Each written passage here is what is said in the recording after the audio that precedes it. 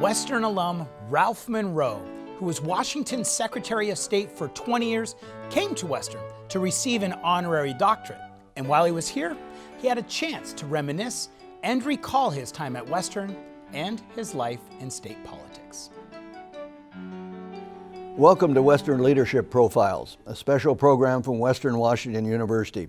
My name is Floyd McKay. I'm a retired professor of journalism and a longtime journalist in the Pacific Northwest. It's my great pleasure to introduce my guest for this installment in a series of interviews. Ralph Munro was Washington's Secretary of State for 20 years, more than anyone else in state history. He graduated from Western in 1966 and has been one of the university's strongest supporters his entire life. On March 19th, he was awarded an honorary doctorate in appreciation of a lifetime of service to his state and country, service that continues a decade after his retirement from public office.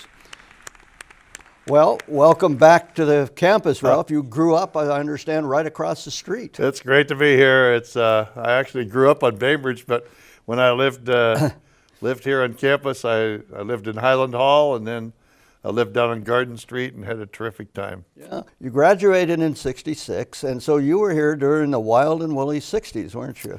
Yeah, it was really interesting times. I came to Western and in '61 and actually got booted out the first year for drinking beer and raising hell. And then I worked at the Seattle World's Fair, and then I came back to Western and eventually ran for the student legislature and was student body president. And that was a fascinating time because during my term as student body president, Mario Savio, a student leader at Berkeley, California, took over the campus, and we saw every rule in the book change just within a few days and a few weeks. And up until that point, what they call in loco parentis was the legal term that when you were on the campus, the campus was your parent. And that all went out the window. When I arrived here, girls had to be back in the dorm at 10:45 and midnight on the weekends, and all those rules.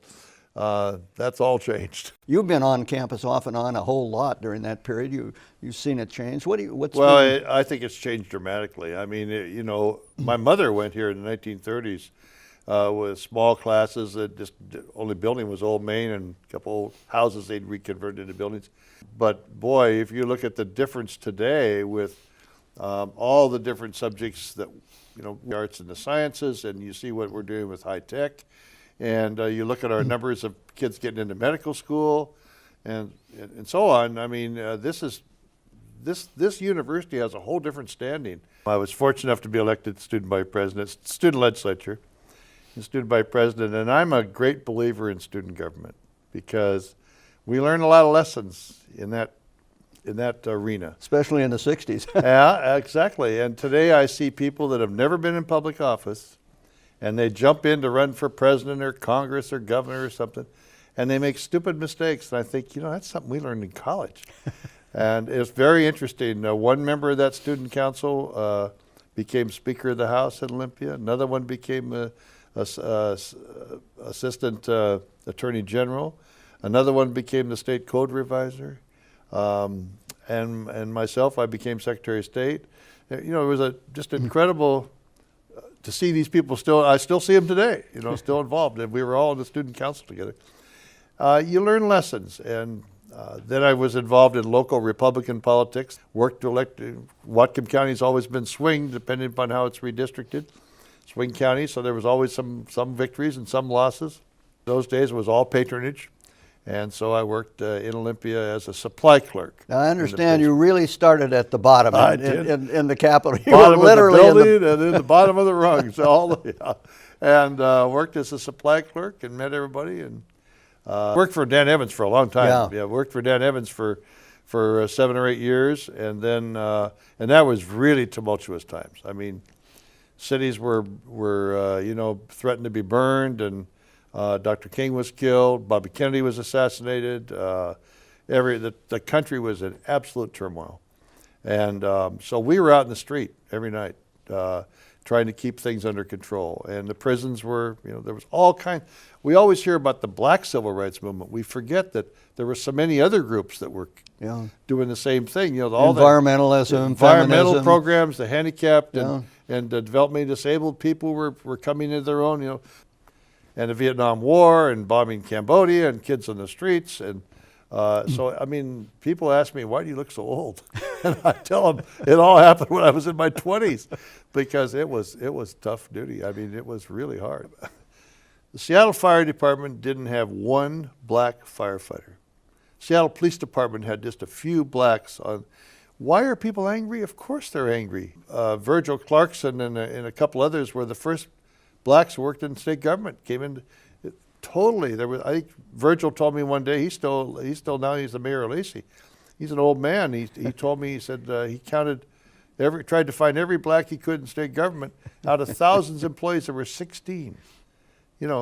So people were, of course, angry, and we tried to change that, and we worked very hard to change that.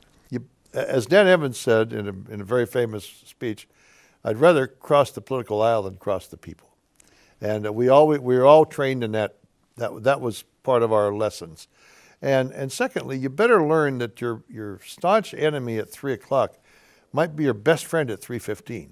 So don't burn bridges. Get along with people. It's a very different national climate these days, so isn't it?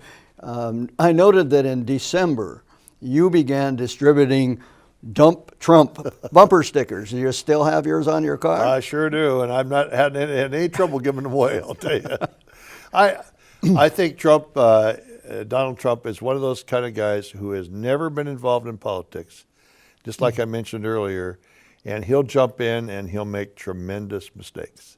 He's already made them in the campaign, but he is also hooked onto he's hooked onto this national unrest that's going on.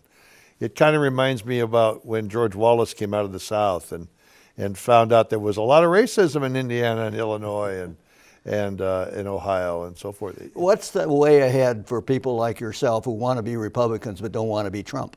Well, I think to pick and choose candidates you can work for and feel comfortable with.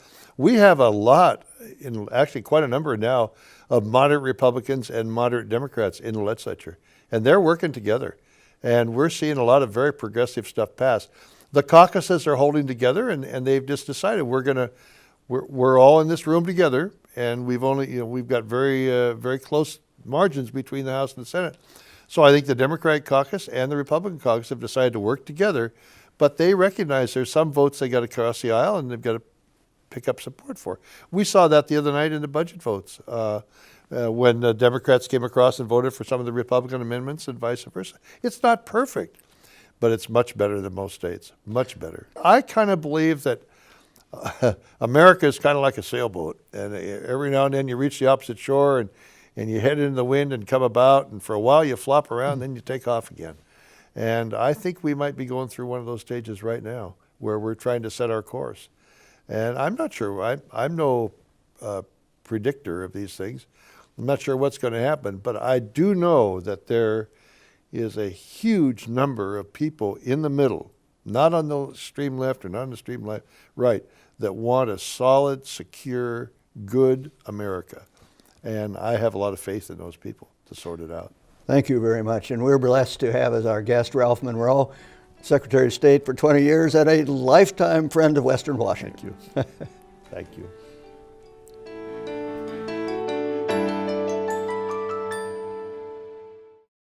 We pay a lot of money to get the trees in the first place, and so we like to, just in the interest of saving the plant material we have, mature plant material, it's nice to be able to move it somewhere else and install it and keep the tree going, keep it part of our campus plantings. We were using that period during May of last year to move as much of the plant material as we could.